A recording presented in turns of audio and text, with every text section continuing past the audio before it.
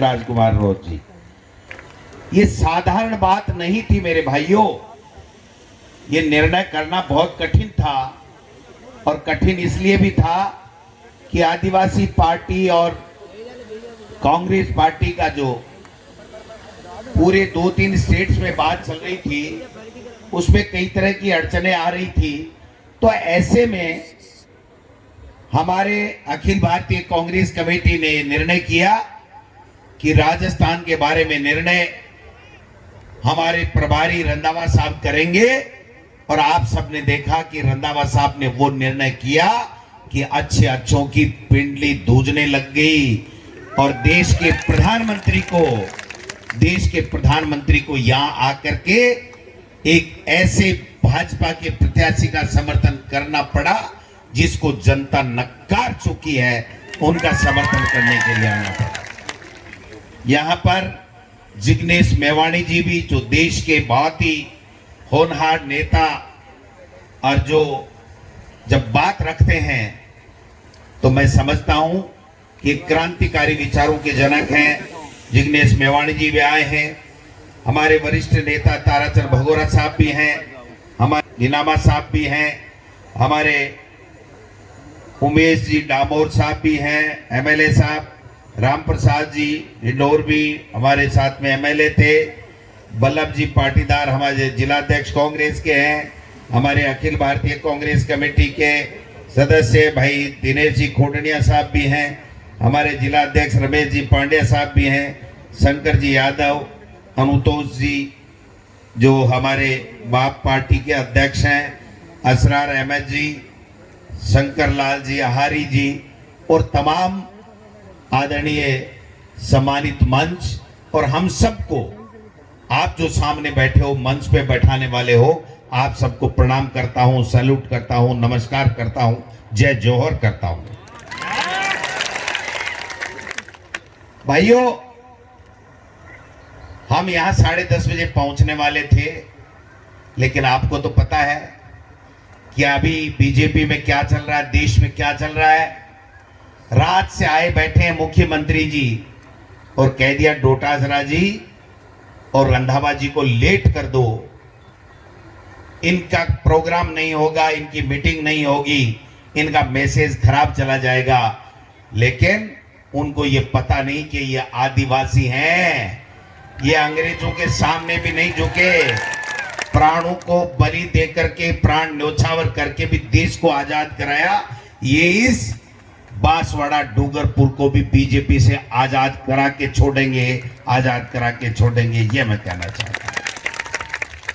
ज्यादा लंबी चौड़ी बात नहीं करूंगा। देश के प्रधानमंत्री ने यह ठान लिया है कि भारतीय जनता पार्टी का अगर तीसरी बार राज देश में आ गया तो न तो आदिवासी बचेगा, न ये देश बचेगा, न ये लोकतंत्र बचेगा, और न बाबा साहब का दिया हुआ संविधान बचेगा। ये तय कर लिया देश के प्रधानमंत्री ने। और आपने देखा हुआ कि वो जिस प्रकार का भाषण देने लगे, पहले फेज में उनकी हवा उड़ गई। वो 102 में से जहां अधिकतर सीटें अपनी मान रहे थे, 30 सीटें भी उनकी आने वाली नहीं है। और पूरे हिंदुस्तान में 4 जून को आप देख लेना, वो 150 के अंदर रह जाएंगे, 150 के अंदर रह जाएंगे। ये 400 पार इसलिए करना चाहते हैं भाइयों कि इनको संविधान बदलना है, आपके वोट का अधिकार समाप्त करना है, आपका आरक्षण समाप्त करना है, और आदिवासी कोई उन्नति नहीं कर सके, उनका बच्चा पढ़ नहीं सके, उनको कोई सुविधाएं नहीं मिले, इस प्रकार की व्यवस्था करने का ये काम कर रहे हैं। इसलिए हम लोग आज स्पेशल चला के हमने कहा नहीं आना है, क्योंकि एक भ्रांति फैला रखी है कि साहब पता नहीं कांग्रेस में क्या है, क्या हुआ, क्या नहीं हुआ। मैं आपको स्पष्ट कह देना चाहता हूं इस मंच के माध्यम से, कांग्रेस पार्टी ने तय कर लिया है कि यहां से भारतीय जनता पार्टी के उम्मीदवार जो हमारे साथ गद्दारी करके गया है, उस महेंद्रजीत मालवीय को सबक सिखाना है, उसको हराना है। क्योंकि जिस व्यक्ति को सरपंच बनाया, पता नहीं क्या क्या बनाया, एमएलए बनाया, मंत्री बनाया है। और वो आज हमको आंख दिखा रहा है और भारतीय जनता पार्टी को गालियां देता था कल तक। वो उसकी गोद में जाकर के बैठ गया और अपनी मां के साथ में उससे गद्दारी की, अपनी पार्टी के साथ में उसने गद्दारी की है। इसलिए मैं आपसे निवेदन करने आया हूं, हमने बड़ा सोच समझ के फैसला किया है। मैं मेरे कांग्रेस पार्टी के तमाम कार्यकर्ताओं, तमाम नेताओं से आग्रह करना चाहता हूं कि ये चुनाव ये केवल कांग्रेस, बीजेपी या बाप पार्टी का चुनाव नहीं है, ये देश का चुनाव है। बहुत सोच समझ के फैसला किया गया है। तमाम लोग एकजुटता के साथ में 26 तारीख को राजकुमार रौत और बाप पार्टी को, इस गेडिया को जिता करके लोकसभा में भेजने का काम करें। और जो कांग्रेस पार्टी के आदेश को नहीं मानेगा वो कांग्रेस पार्टी में नहीं रहेगा। भाइयों, कांग्रेस पार्टी में नहीं रहेगा, ये तय करना। ये कोई तमाशा है?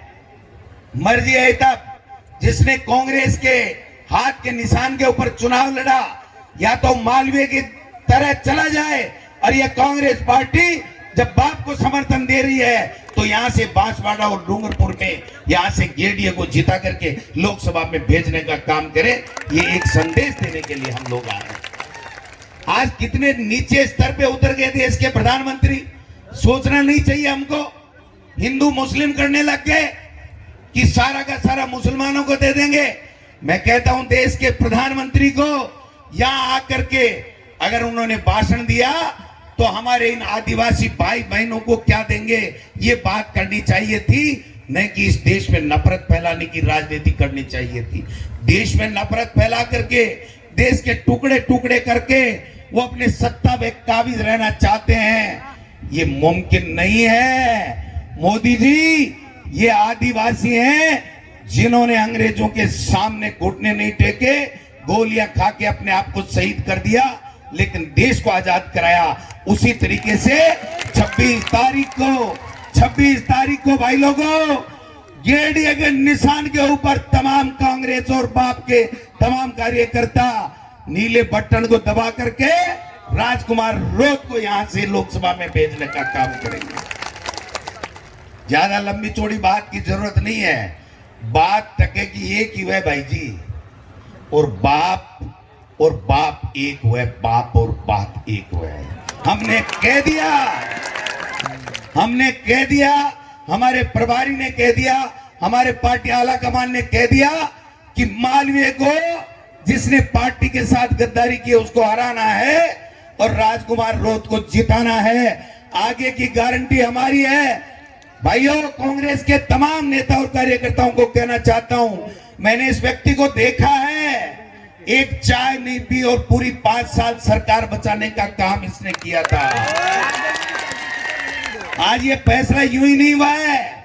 अगर ये राजकुमार रौत, ये डिंडोर जी ये नहीं होते तो 5 साल कांग्रेस की सरकार नहीं चलती है। मोदी जी और अमित शाह जी पहले ही सरकार गिरा देते हैं। इसलिए लंबी चौड़ी बात नहीं है। 26 तारीख दूर नहीं है। देश के प्रधानमंत्री को भी जवाब देना है और इस मालवीय जी को भी जवाब देना है, बीजेपी के लोगों को भी जवाब देना है। ये जोश और जुनून बरकरार रखिए और 26 तारीख को इस बीजेपी का मोरिया बुला दीजिए। ये मैं कहना चाहता हूं। बुला दोगे? बुला दोगे? समझो मोरियो, समझे लगा तो बुला दोगे। और बीजेपी को भूलेगा ना, मालवीय जी को तो मत ही भूल जाएगा। अरे बीजेपी का मोरिया भूलेगा तो मालवीय का अपने आप भूल जाएगा। ये कहना चाहता हूं मैं। इसलिए ज्यादा हमें भी जाना है, जोधपुर भी जाना है, बाड़मेर भी जाना है, रंधावा साहब को भी बोलना है। मतलब की बात एक ही है कि यहां से राजकुमार रौत जीते, इंडिया गठबंधन मजबूत हो, इंडिया गठबंधन की सरकार बने और आप लोग भी राज में भागीदार बनो। ये हम आशा और अपेक्षा करते हैं। आप सब लोग आए, तमाम मेरी पार्टी के नेता और आप सब लोग आए हो, आपका बहुत बहुत धन्यवाद। जय भारत, जय जौहर।